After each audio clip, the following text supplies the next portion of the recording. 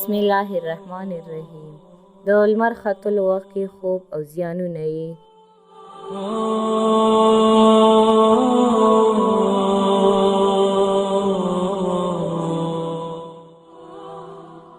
حضرت عمر فاروق رضی الله عنه وایي هغه چې د لمونځ پسې سمدستي خوب کوي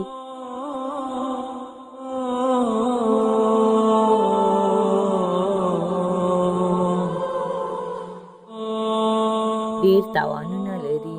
دغه خوب چې څوک کوي کور کې به اتفاق نه وي.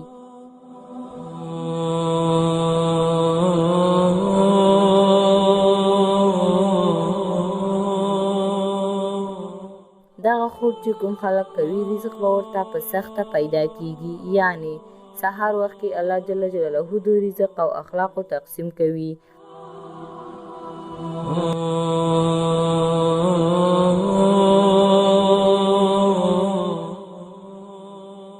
یا ذکر وکړئ یا کار.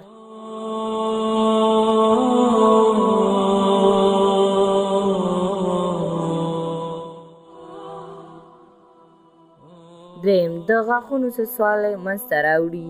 څلورم دغه خوب چې څوک کوي د معدې انتظام به یې خراب وي.